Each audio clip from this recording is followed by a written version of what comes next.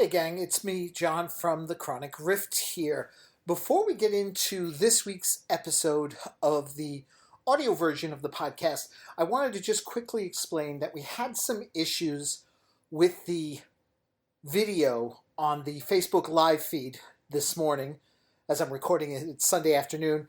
About the first 15 minutes of the show was basically a please stand by while we were trying to work out the issues with the Skype for my guest Julio Angel Ortiz. So what happened was that once we got his thing going, somehow or another my mic got cut off for a short time as I started doing a bringing it to the table piece. So what I just want to do really quick here is just fill you in.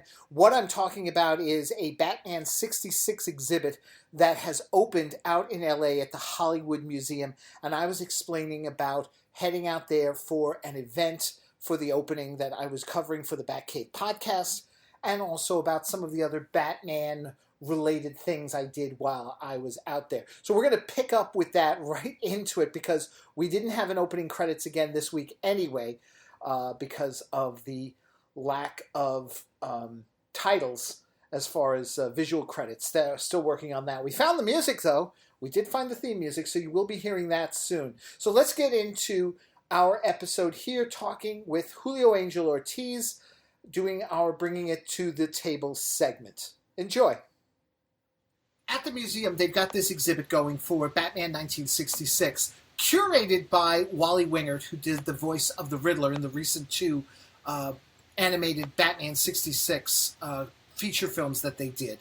And it's a fantastic display. I mean, what they've done is it basically takes up a whole floor of the museum, and it's broken up into 4 areas. There's the villains, which is like these displays, and it's more than one. I'm just showing a picture here of one of the various costumes that were worn by the villains on the show. And what I thought was really interesting was that all the male villains, they're all dressed in mannequins, but all the male villains, they just sort of tried to approximate their faces, but with the women, they went into the details of their faces. So Julie Newmar's Catwoman looks like Julie Newmar. Eartha Kitt's Catwoman looks like Eartha Kitt, the facial features and all. Whereas Cesar Romero's, it doesn't look anything like Cesar Romero. It's just a Joker costume on a mannequin with green hair and red lipstick. It's kind of weird, but for whatever reason they did that. There's the Batcave, which has a Batmobile replica, has the original Bat Cycle there.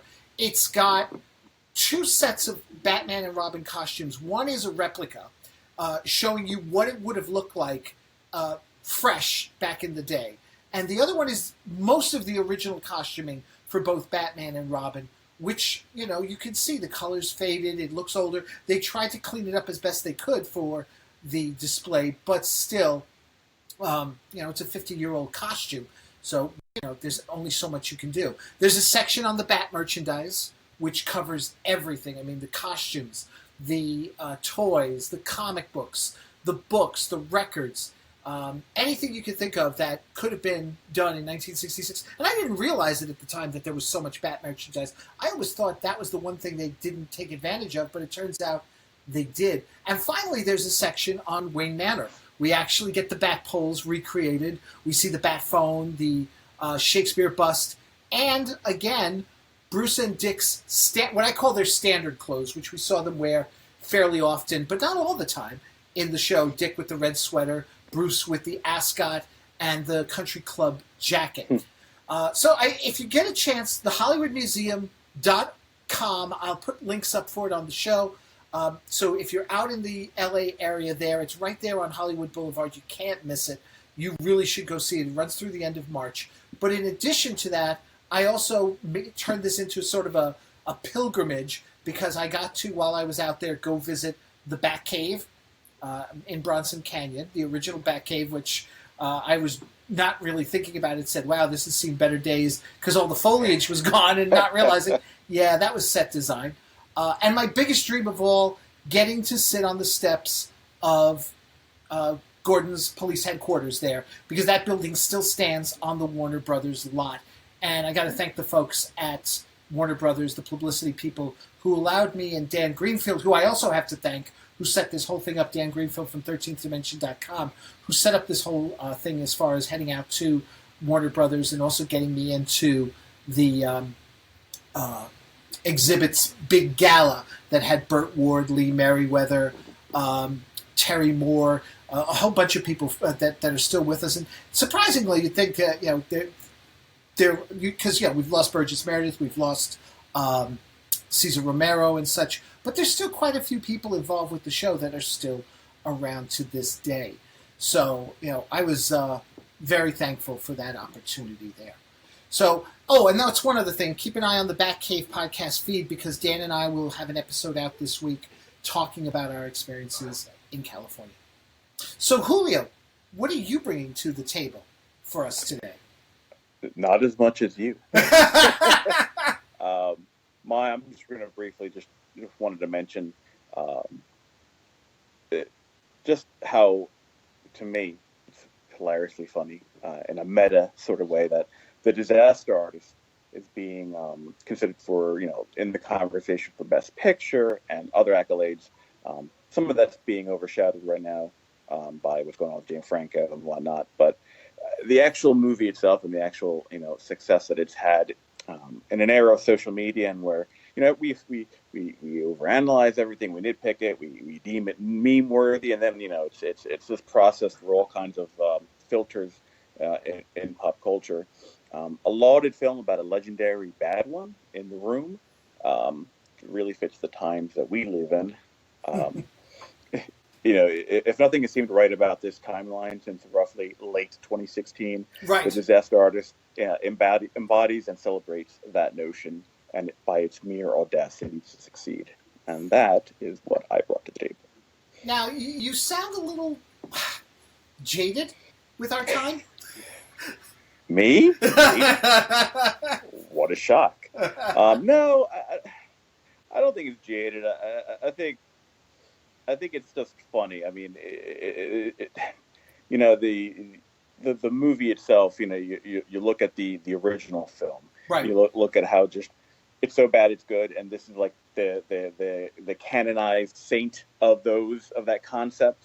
And then you make a movie, and it's just like brilliant, and it's just takes what's bad, mines it for all it's worth, and then takes it to like a whole other level, and then we're like really loving it, or in general, pop culture, we're loving it in this in this award season. There's just something that I find really funny about it, and of course, Tommy Wiseau is all in there trying to mine it for all it's worth in terms of the glory of that he, I guess, planted the seed, and everyone else took it further, and he's trying to, get the award show time and all that stuff. Right. I don't know. I think it's funny. There's something funny about that. Until we were talking about it before the show. I knew there was a movie called The Disaster Artist. I really knew nothing about it, to be perfectly honest. Sad that the host of a pop culture show didn't know. But and we talked about this. There's just a lot with movies. I mean, forget about just our own personal lives and all the things we have to do as far as parents and what have you. But just if you think about the amount of media that is available to consume now. Yes. I get people who are constantly, you're not watching, what is it, Black Mirror on Netflix? I want to, but I'm too busy watching Man in the High Castle. I'm too busy watching Stranger Things. I'm too busy watching Game of Thrones. I'm too busy, it's like there's only just so much time and so much you can get to that you watch. And at the same time, I'm still a nostalgia nut who's watching, rerun episodes of Batman for the umpteenth time. Right. And I think there's something to be said for us, for like our generation, like you and I, that we grew up, we remember a time when we didn't have everything at our fingertips on demand. Sure. That we could just watch whatever. And I think it's great that that's a thing now. And I'm not trying to be, this get off my lawn kind of older guy. I just think that we're like not used, we didn't grow up with it. So to us, it's not second nature. Whereas like my children, they grew up with it, or they're growing up with it, and to them they're just consuming content like crazy. Whereas I'm like, I don't know what to decide. I guess Stranger Things this time. I should probably watch that. Black Mirror. I've had a friend of mine, a coworker, that's been trying to get. Actually, just the other day we were talking about this. He's like, I can't believe you don't watch Black Mirror, and I'm like, I can't believe I don't watch it either. Like, I love Twilight Zone. Supposedly it's like a modern. Like, I don't even know. There's so much there's so much content to consume, and there's just not enough time to do it. Right. So exactly. I get to it when I can.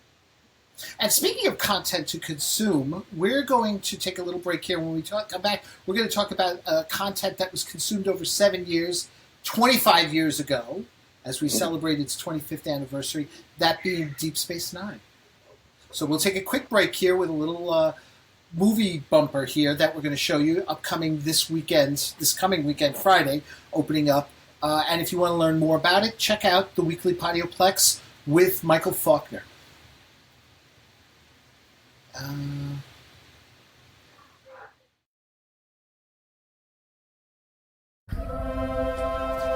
The haters always say, Tanya, tell the truth.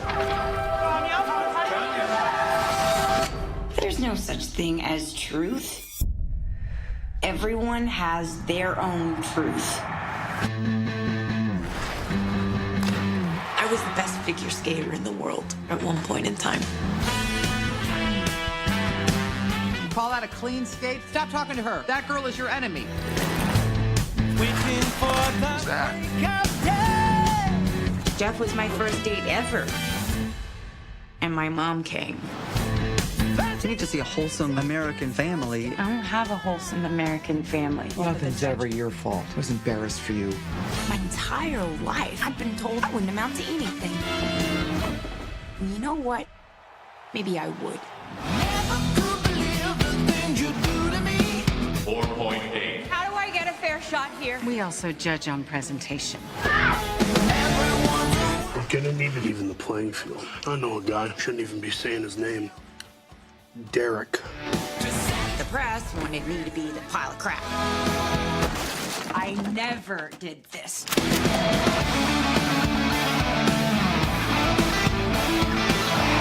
What is going on? We're with the FBI. They know something.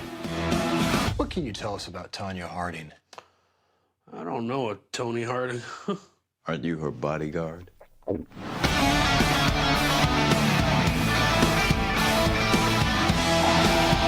I was a kid, did you ever love me? I made you a champion, knowing you'd hate me for it. That's the sacrifice a mother makes. He cursed me. America. They want someone to love, but they want someone to hate. I mean, come on. What kind of friggin' person bashes in their friend's knee? Who would do that to a friend?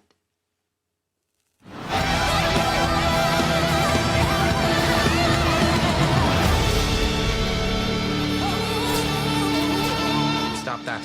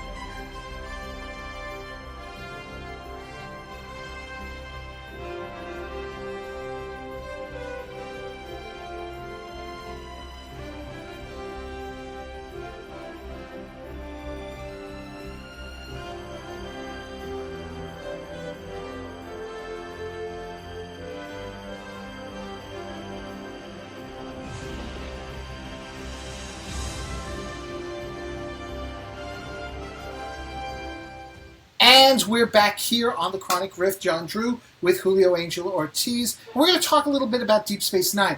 Now, a few years back on the audio podcast, myself, Keith DeCandido, author David Mack, and actress Chase Masterson talked about Deep Space Nine for the 20th anniversary in a big two-part episode and such. So you might be like thinking, well, what else more is there to discuss?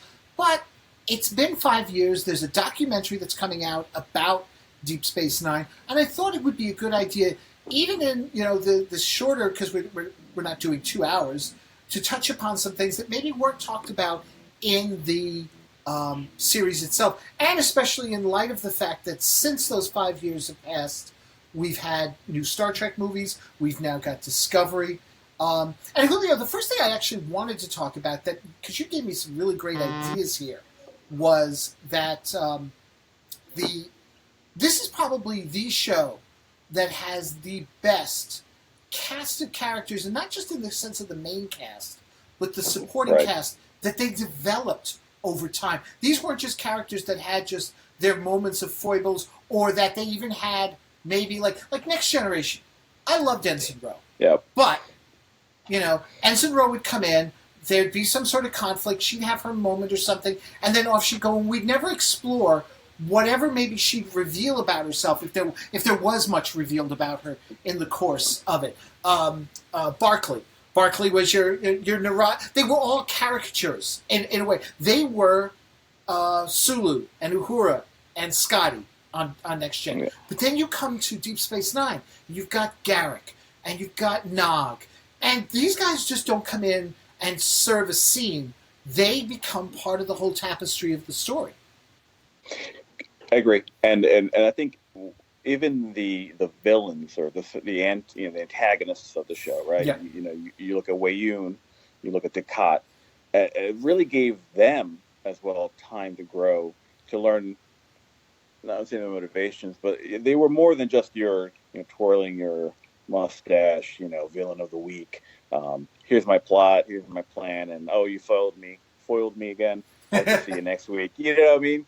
You really got a lot of depth out of the characters in that show, and it really was one of the things that really struck out to me, and that I still love about it when I look back on Deep Space Nine. Next Generation is a good example, because you had your main crew, but how many other characters outside of them? I mean, O'Brien a little bit. They spun him off into Deep Space Nine. Rogue, she wasn't around terribly long term, but outside of that, you didn't have a lot of Guinan, I guess. But none of them had the development and depth that you had of the characters that were on Deep Space Nine. And when I say characters, I mean like the secondary characters, your additional cast. Well, they kind of cheated with Guinan when you think about it, because she was also mysterious. I mean, every time they learned something about her, it was a hint or something, and she'd play coy, and Picard would play coy, because he seemed to know more about her than he was letting on. And it was only when we finally got to, oddly enough, Generations, do I feel that there was any fleshing out of her character, because she was part of the past, Yes. She was that bridge between Kirk and Picard. Which is funny that it was Generations of all movies that flesh anything out. No, exactly. That's the scary part of it all. But and the thing is, then you continue on to Voyager and Enterprise and even now Discovery. There aren't a whole lot of... Well, Discovery doesn't have the time for that. They're too busy setting up the main characters with the shorter episodes and stuff. So I got to give Discovery a wide berth, that they don't have a lot of secondary characters yet. The Admiral, I think, may be the closest thing to it. Yeah. It's funny that you bring up Discovery, because I think Discovery, and not to get too much on a side tangent about Discovery, but it reminds me probably of the show the Trek show that reminds me the most of Deep Space Nine. Yes. Since Deep Space Nine. Yep. So it's funny to bring that up, but yeah, and I think it's first season, the serialized format of the show doesn't quite lend itself, I think, to quite that level of exploration. But I mean, it's still early days, so who knows? But I agree with you. Do you think a lot of the reason why we were able to develop these characters, though, had to do with the setting, in terms of it being set on a station like that? That you couldn't just always... Because it took them a while before we got Defiant, and off we went and really started exploring the Gamma Quadrant and all that kind of stuff, and then getting into the war and stuff. That the reason they could do that was because you had to have that. You couldn't have our 7 main characters just wandering around and interacting with each other, as most of the time we do with the Enterprise or Voyager. Yeah, I think with the nature of the show, right? It's on a station. It's stationary. You're gonna have. It's like a neighborhood, right? Right. So you have your neighbors, you have people you let live in your neighborhood. Whereas Next Generation and Voyager and all them, they were constantly on the move, constantly going off doing mission of the week type stories. And right. I think with Deep Space Nine, you really had that opportunity to kind of, because of your core concept, you had, okay, we're gonna have a cast of characters, and we're gonna have, we're gonna see people, week in and week out. I mean, look at Garrick, for example. He's he's a tailor. Oh, he's a Cardassian tailor. Oh, that's kind of interesting. Oh, wait, there's a lot more to him than we knew. Sure. Well, in the Next Generation days, he would have been in one episode, and then we would never have seen him again. He was Mott. Yeah, he was Mott the barber. If you think about it. Yeah, I mean, Deep Space Nine, though, that's what was great about the show, is it took the little things that the other series kind of just gave passing glances, or kind of really didn't take the time to develop, and gave them room to shine. Like I said, Andrew Robinson's character is a perfect example. Now, I'm good. I know we don't want, like you said, we don't want to diverge from Deep Space Nine, but I need to bring the other series into this context as well, because I'll also put it to you that Deep Space Nine is the only show that the characters, and I'm talking about the main ones, are not the clones of Kirk, Spock, McCoy, and the other. I mean, Enterprise has its to a certain extent. Voyager does. Enterprise certainly did. Right. with Trip and T'Pol and Archer being Kirk, Spock, and McCoy, as far as I'm concerned. The big three, right. The big three. I again, I'm going to give Discovery a wider berth because it hasn't been long enough to sit there. But then again, it's like, well, who are you going to point to and say? It's like, no, you're right. It's the closest thing to Deep Space Nine. I mean, for God's sakes, Deep Space Nine. Every captain we had in every Star Trek series, with the exception of Deep Space Nine, has either got family pining for them at home or no family at all. They gave up everything for their glorious careers. Not Sisko. Sisko's like, I've got a wife, I've got a kid. And even the wife, even though she dies in that first episode, she becomes integral as the series goes on, as she becomes part of the the story interplay with the what do they call them in the bridge? No. Because she'll come back several times, Jennifer, in the form of the wormhole aliens, like the flashback, not flashback. Yeah. I know what you're talking about, and I'm totally drawing a blank. I know exactly the wormhole she's like entities. A manifestation. Yeah. Exactly. Yeah, and I think that was, and one of the things we talked about, we'll probably go into a little bit later. In like my all-time favorite episode, The Visitor, is that family dynamic is in the show, in Deep Space Nine, more than, off the top of my head, any other Trek show that we've had. I mean, like you brought up, the premise, the very beginning of the show, Sisko's wife gets killed.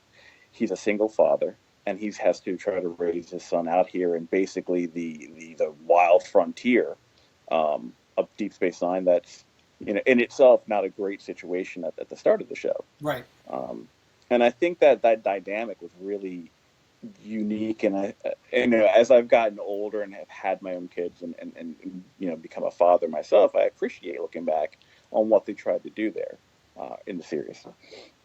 Now, that's one thing too. It's interesting because I remember after watching the first episode, I didn't like Sisko very much because I had that whole thing of, with Picard and with Kirk, that these were men who sacrificed everything for the sake of, being captain, of doing the right. And here was Sisko throughout the episode, going, yeah, I don't think this is for me. He's fighting with Picard. It's like, dude, what are you doing? Right. You don't fight Picard.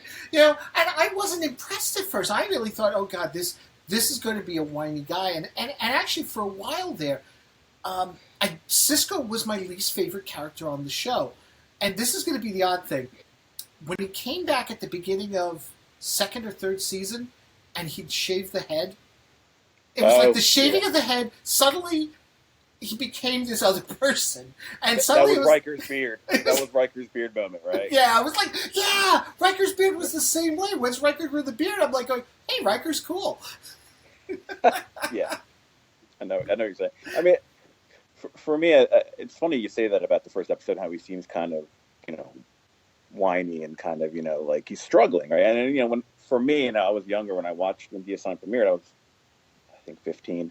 You know, I'm sitting there watching. I'm like, why is he having? Dude, you're in Starfleet. Like, this should be awesome. Like, you know. Yeah. But no, but you get it. It kind of, my perspective has changed on it over the years, and yeah, and I think the difficulty was like he's not Kirk. He's not Picard, and I think Q. If you remember the only Q episode in Deep Space Nine, Q-less in the first season, right? You know, there's a scene where, you know, Q is messing with, you know, Sisko, and Sisko punches him. Yeah, he's like, and Q's like, Picard never used to punch me. Yeah. He's like, I'm not Picard, and that nails like exactly what the difference. Sisko's not Picard, and I think that's what made him and makes him, you know, good, and is, you know, makes him great. I love Sisko as a character. Oh, I love Sisko. That's the thing. And over time, I'll always say the original series will always be the best. No matter what you trot out, no matter how good it is, the original series, because you gotta give that the credit, because that's the one that set the whole tone for the whole series. But my second favorite series and my second favorite captain is Deep Space Nine and Sisko.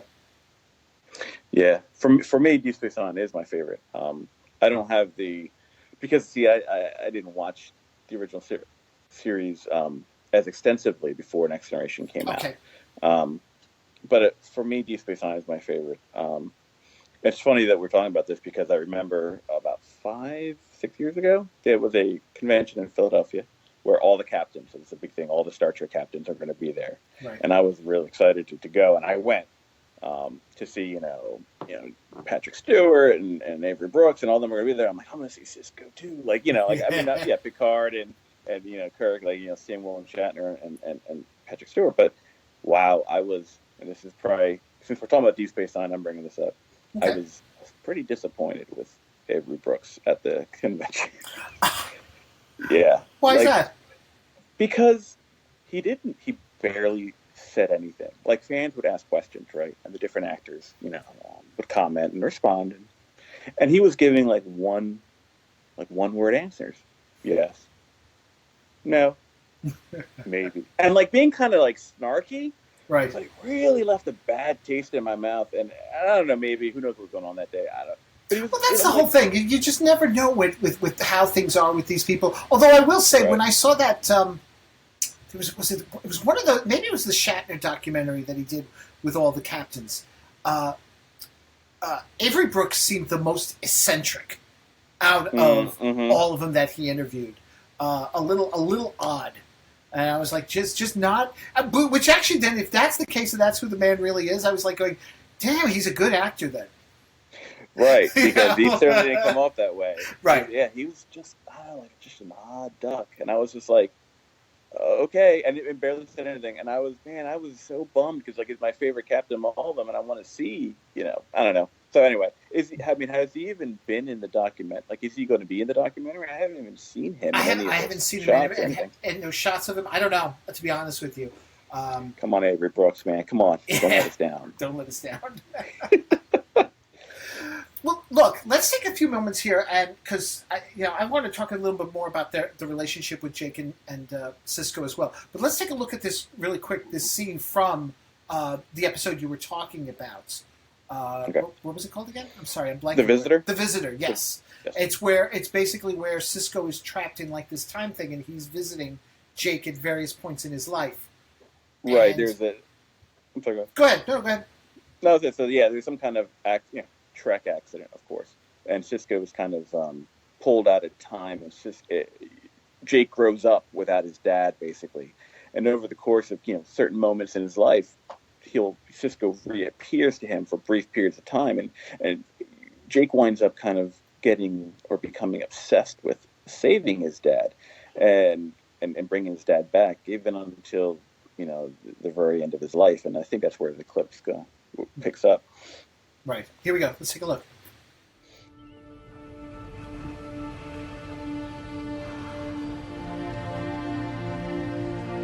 Jake.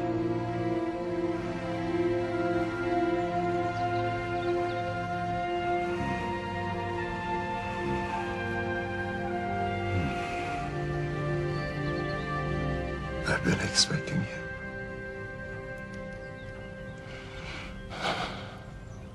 I'm glad to see you still in this house. You seemed happy here. this. I can't tell you how good it makes me feel. You got back to writing. Jake, what is it? Read the dedication.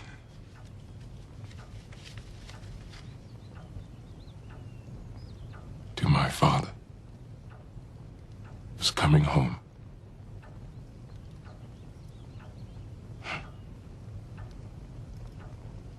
Thank you, but I don't understand.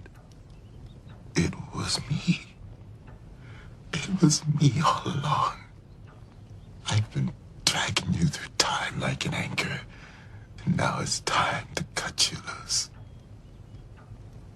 Jake, what are you saying?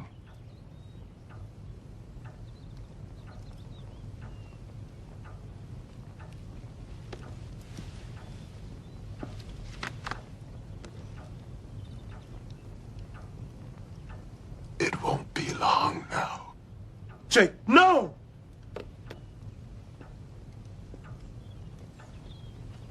When I die, you'll go back to where this all began. Just remember to dodge the energy discharge from the warp core. Jake, you could still have so many years left. No, we have to be together when I die.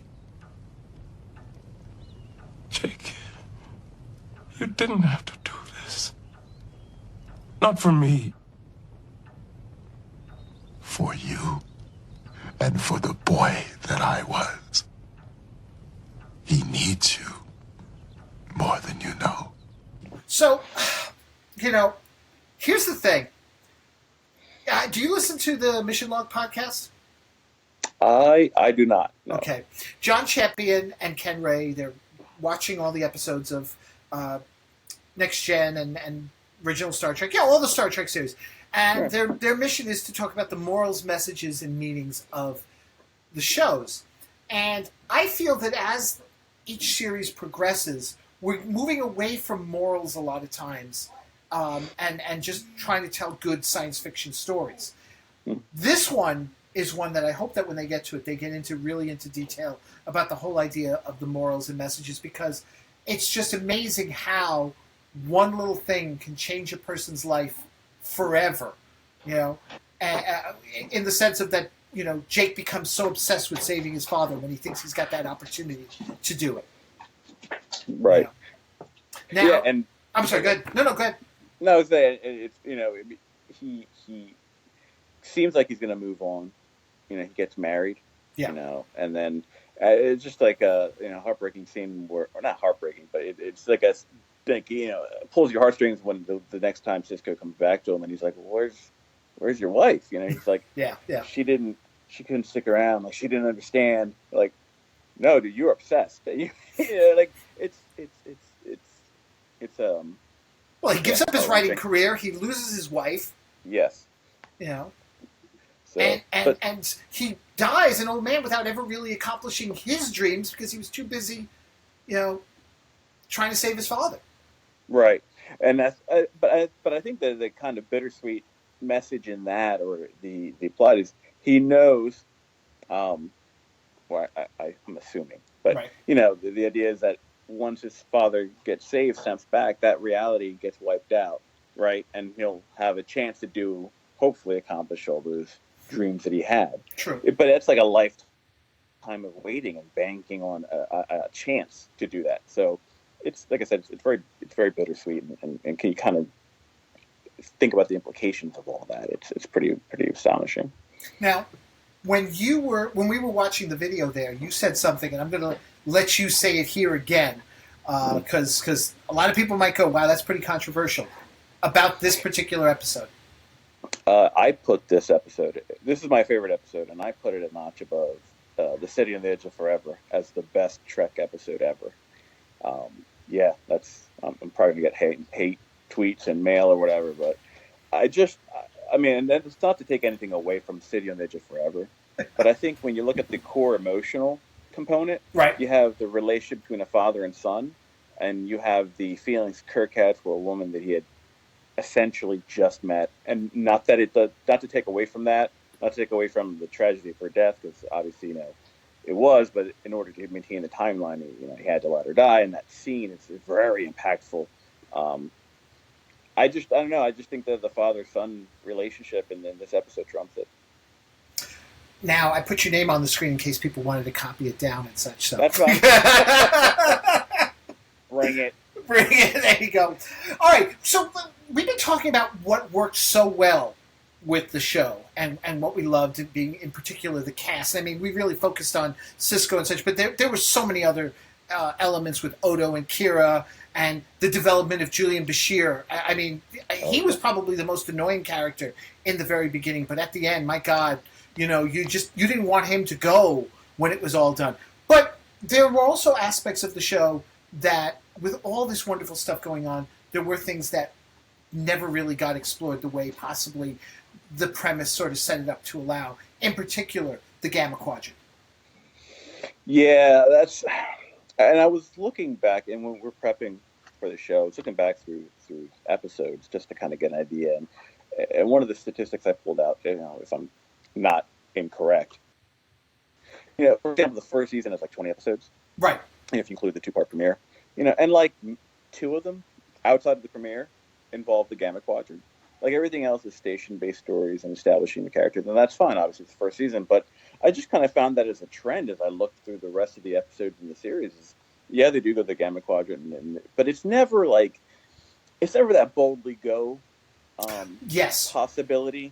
The potential that was there for that, they never really tapped into it, because I think as we further got into the show, the Dominion became a more established presence, and I think the Dominion was a fantastic idea. But then the Gamma Quadrant suddenly became more like enemy territory instead of a rich place to explore. Right. And I mean, I particularly obviously when late at the end of season 5 and season 6 and 7 when the Dominion War is happening, that became almost non-existent from what I recall. So to me, that was probably one of the richest untapped items of the show, aspects of the show. Well, that was one of the things with, and I can't remember where I read it, but in the early days of the show's running, the first, second season and such, was that they were like, okay, the Enterprise goes out and explores where no man's gone before, no one has gone before. Deep Space Nine, they're coming to us, and we're going to interact with them. So, here comes the Gamma Quadrant, here comes the unknown, we'll deal with it here. Now, then, like you said, then we get the Dominion and the whole Dominion War, so the Gamma Quadrant was alien territory. But then you also think about it, we end Next Gen, and what do we get after? We go right to Voyager. So that's the other thing, too. It's like, well, if you want, you're exploring the final frontier. We're doing that with the Delta Quadrants, with Voyager, so we can deal with our story here with Deep Space Nine. So... That's a good point. I guess part of the problem is when I look at the way that both shows were executed. And that's a whole other probably topic. Yeah. Voyager didn't live up to its promises either. No. I shouldn't say either. No, that's not true. Because I'm saying, make it sound like, I'm disparaging Deep Space Nine. Voyager didn't live up to its promises, period. Correct. Yeah. And of all the shows, not to get too sidetracked, but of all the shows, all the Trek shows that we've had, I thought Voyager would have the most promise in terms of, potential. Sure. And, the way I remember in an early TV guide, back when we read TV Guide in those old early days, they promised it was going to have the psychodrama of, Deep Space Nine, the psychological drama, and the, space cowboy, exploration of Next Generation. And we really definitely didn't get much of the former. And we kind of got the reset button of the latter, which was, again, that's a whole other topic. But potential wasted. Anyway, the Gamma Quadrant wasn't as wasted potential. Like I said, we got the Dominion out of it. I think there just could have been a richer exploration of some really different cultures from an area of the galaxy that is, the Federation could be completely different from the Federation, different ideals, different, like societies and things like that. Just felt there was a little bit of a wasted opportunity there. We're starting to run out of time, and I wanted to ask you one question. Do you read the Star Trek books still? Yes. Yeah. You do? Yeah, I have. Do you read the Deep Space Nine ones? Yes, I'm behind because it fell off the last couple of years. Slowed down my reading, but the Deep Space Nine series has been one of my the relaunch, the ones that take place, the novels that take place after the show, has been one of my favorite of the Trek series to follow, and I've actually been making a concerted effort to catch up because a lot's going on in there. But yeah, no, I've read the Trek books, and that's been one of my favorite series, and I think they've kept to the premise and have expanded on things like exploring the Gamma Quadrant, things like that. They've really expanded on while keeping the core idea of the station and the characters and things like that. Character exploration, I should say. Yeah, it's been one of my favorites. Well, I ask also because I know that at one point they did bring Sisko back. Yes. Now, what did you think of that? I think Sisko. So I love Sisko, great character. Right. I think it made.